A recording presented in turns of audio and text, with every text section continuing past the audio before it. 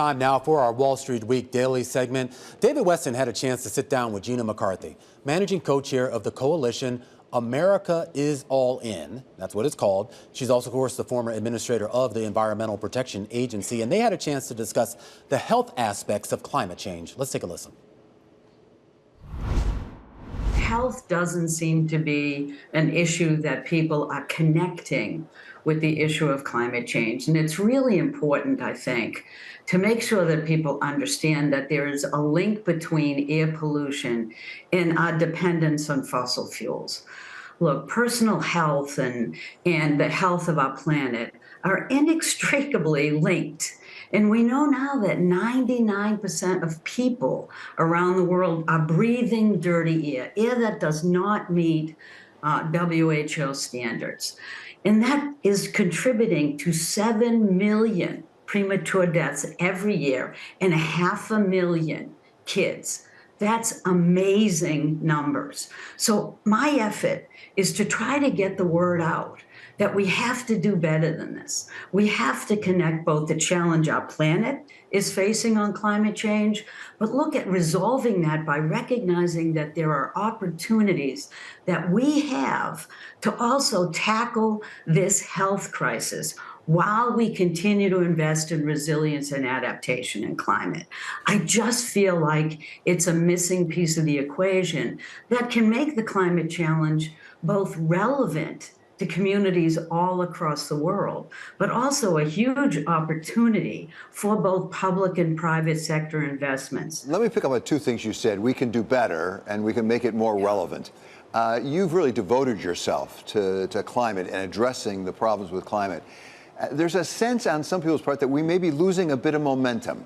We're having difficulty funding some of the lower income countries and what they need to do. Electric vehicles are not as popular as they once were. ESG has gotten a bad name in some parts of the United States, at least. Are we losing momentum? Is there a risk here?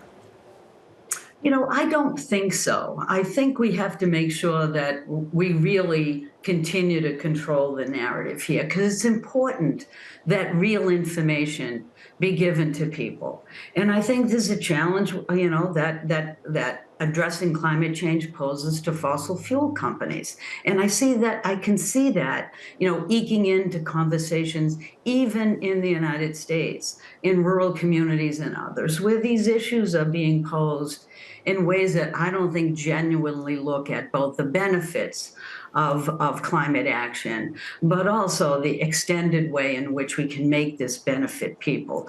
Look, the IRA that was passed during the Biden administration is just an amazing way to jumpstart this transition to clean energy. It's $370 billion investment, and now it's investing in 388 projects across 45 states already in just a little over a year. And that has created 210,000 clean energy jobs. It's just amazing. And this is an opportunity for us to basically recapture the narrative, David. You're right. All my life, I've been trying to figure out how to translate these challenges, especially global climate change, in a way that makes it relevant to people, but also that brings real opportunity with it. The IRA is just that.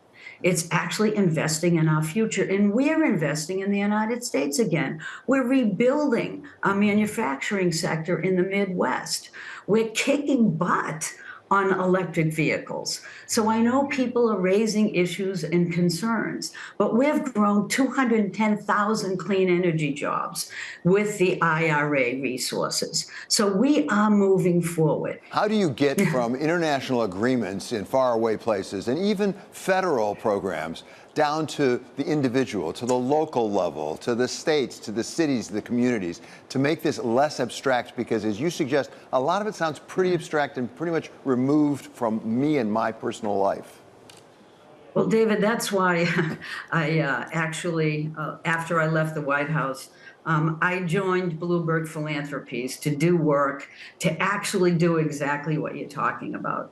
Look, change happens from the bottom up. That's my experience. And I've worked at every level of government over more than 4 decades.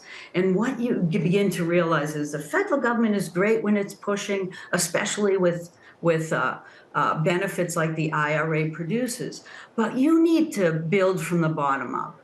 So I joined Bloomberg Philanthropies because they have a program and a project they've been working on for a long time to basically get local engagement, state engagement, subnational engagement in both moving this climate change effort forward, and also to basically make sure that we can do that working in the global context as well.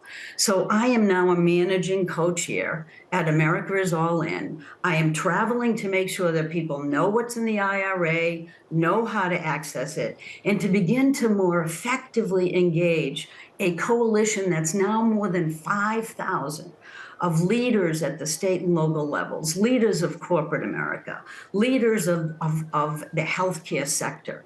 We can all work together to figure out how we supplement what's going on in the federal level and supercharge it to make sure that we are moving forward as quickly and effectively as we can. And that's where we can personalize this, David. That's where we bring the benefits home to people. That's where people see that manufacturing is growing and jobs are there for them again. That's where people can see that their health is improving because we no longer have the emissions of fossil fuels that are contributing to these premature deaths. That's where we can focus to make sure that environmental justice communities finally get the investments they deserve.